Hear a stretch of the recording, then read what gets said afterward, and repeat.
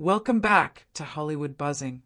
Today we're diving deep into the harsh realities the WNBA is currently facing, especially with the recent downturn in ticket sales following Caitlinclark's injury. The league, which was already dealing with struggles to maintain consistent fan engagement, is now seeing a dramatic drop in attendance and interest that's impossible to ignore. With star player Caitlinclark sidelined by a groin injury, ticket prices have plummeted, and the ripple effects are shaking the very foundation of the league's business model. It's no secret that the WNBA has been riding heavily on the popularity of a few marquee players, and Clark, despite being early in her professional career, has quickly become the centerpiece of the league's marketing and fan engagement strategies.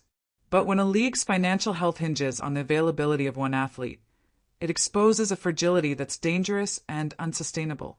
Since the announcement of Clark's injury, ticket prices for the Indiana Fever games have dropped sharply, by as much as 40 to 70% in some key matchups.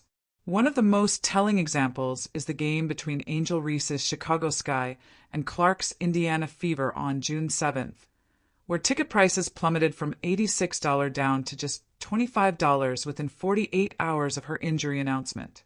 This is not a slow market adjustment. It's a gut-wrenching crash that reflects just how much consumer confidence depends on seeing Clark play.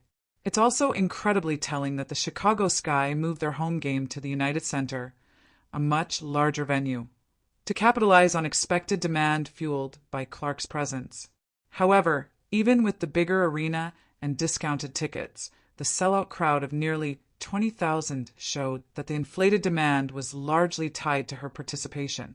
Without Clark on the court, the product loses its luster, the ticket prices fall, and the league suffers a financial blow. This pattern isn't new either. Earlier in the season, when Clark was sidelined with a quad injury, ticket prices similarly took a nosedive. The Fever's rivalry games, especially those against the Chicago Sky, saw massive declines, some dropping more than 70% from usual pricing. These steep declines underscore the league's dependence on Clark's star power to draw fans. The consequences extend beyond just gate receipts. Broadcast partners and networks that paid for programming rights, expecting to showcase Clark, are now stuck featuring games without the league's biggest draw. This impacts viewership numbers, advertising revenue, and the overall appeal of WNBA broadcasts. Ratings for games involving Clark have historically been among the highest in the league's history, highlighting her role as a critical revenue driver. Her absence not only hurts ticket sales but threatens to undermine the league's television deals, which are a major part of its financial ecosystem. The problem goes deeper than just one injured player. Clark's injuries have raised concerns about her durability.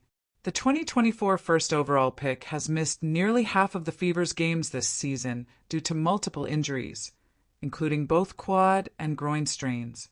This is a stark contrast to her college career, where she rarely missed a game. The toll of professional play and the pressure to perform could be contributing factors, but it leaves the league in a precarious position as its business relies heavily on her availability. The WNBA's failure to cultivate a broader stable of equally marketable stars only magnifies this problem. Aside from Clark and Dallas Wings' Paige Buchers, no other players have demonstrated the ability to consistently drive ticket sales or viewership. This concentration of fan interest around two players exposes a league that hasn't fully developed its talent pipeline or marketing strategies to build a more resilient and diverse fan base. The result is a business model vulnerable to sudden shocks whenever these players face injuries or absences. This dependence also puts undue pressure on Clark herself. No athlete should bear the burden of an entire league's financial success resting on their shoulders. Yet, Clark faces intense scrutiny, physical play that borders on targeted aggression and relentless expectations from fans and media alike. The league's reluctance to fully embrace and protect its rising superstar further complicates matters. Beyond the immediate financial impacts, this situation shines a spotlight on the WNBA's broader challenges in establishing itself as a sustainable professional sports league. A professional league should have multiple stars capable of attracting fans and creating excitement. It should have a business model that isn't derailed by one injury or absence. Unfortunately, the current reality reveals a league struggling to break free from reliance on a narrow set of marketable figures. It's not just ticket prices that suffer.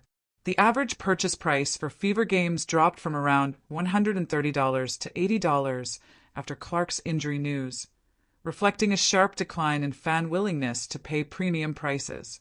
This decline hits home games and away games alike, indicating that Clark's impact goes well beyond just her local fan base. The league's attempt to create marquee matchups, such as the highly anticipated Clark versus Bucher's showdown, have also been undercut by injury woes, depriving fans of what could have been landmark moments for women's basketball. The financial fallout is especially painful given the league's efforts to expand venue sizes and capitalize on growing interest.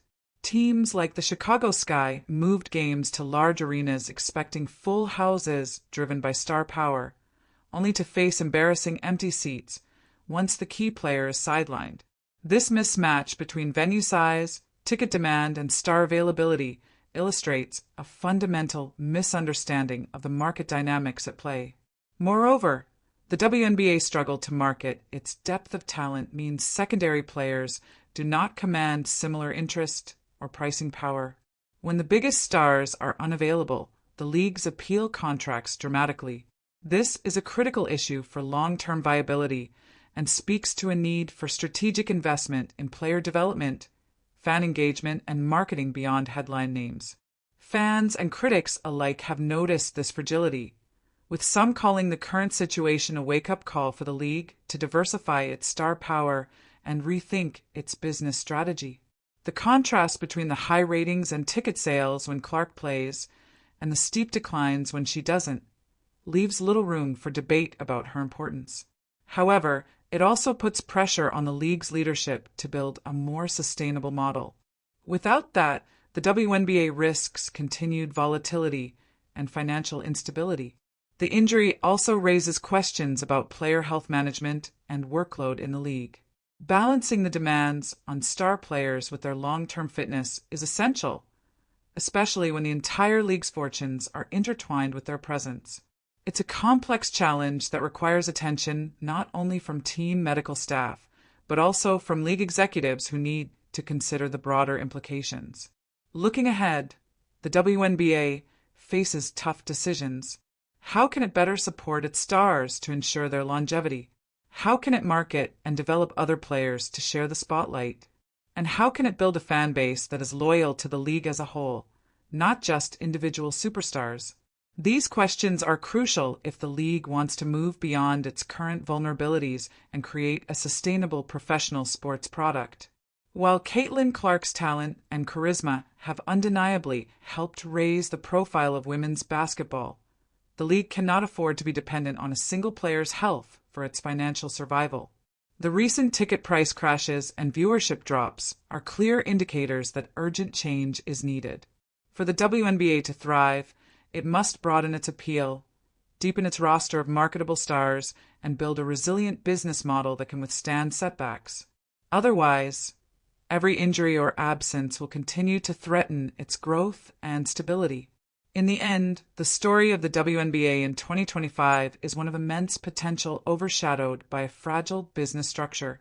Caitlin is a phenomenal athlete and rising star, but no single player should bear the entire burden of a league's success.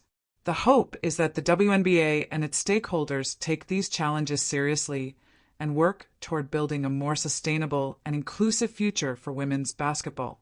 Only then can the league realize its full potential and cement its place as a major player in the professional sports landscape. Until then, the recent ticket price drops and financial struggles serve as a stark reminder of how far there is to go. That's the reality check for the WNBA in 2025.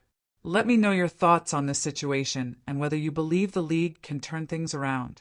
Don't forget to like and subscribe for more in-depth sports analysis and the latest updates from Hollywood Buzzing.